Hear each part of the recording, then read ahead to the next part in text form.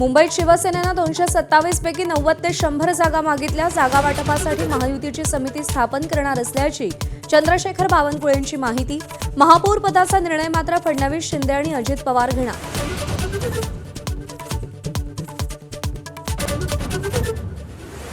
महापालिका निवडणुकीसाठीची भाजपची नवी रणनीती, आयात उमेदवार लादायचा नाही असा निर्णय।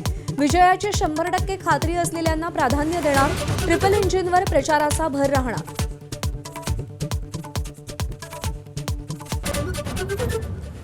पक्षप्रमुख उद्धव ठाकरे आज अधिवेशनाला हजर राहणार।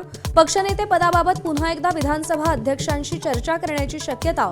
उद्धव ठाकरे, काँग्रेस आणि शरद पवार गटाच्या सदस्यांचीही भेट घेणार।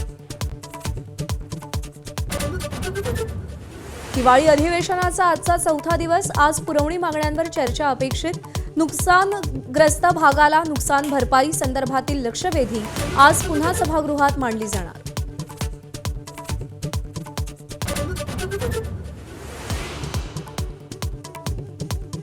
शरद पवारांच्या वाढदिवसानिमित्त दिल्लीमध्ये दिग्गज एकवटले। गौतम अदानींसह गांधी बहीण भाऊ स्नेहभोजनासाठी हजर।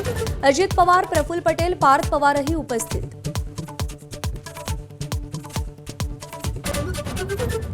भोसरी जमीन घोटाळा प्रकरणी एकनाथ खडसेंना सत्र न्यायालयाचा दणका। खडसेंसह पत्नी मंदाकिनी आणि जावई गिरीश चौधरींचा दोषमुक्तीचा अर्ज फेटाळला।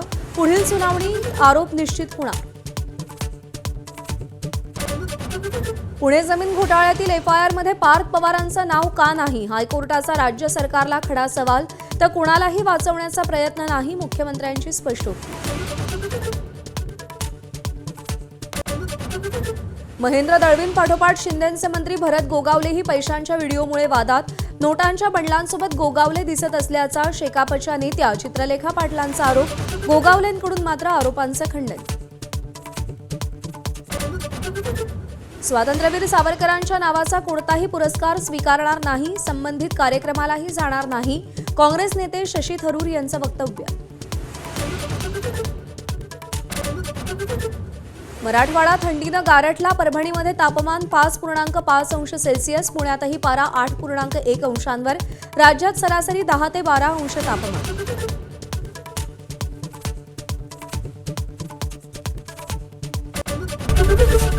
एबीपी माझा, उघडा डोळे बघा नीट।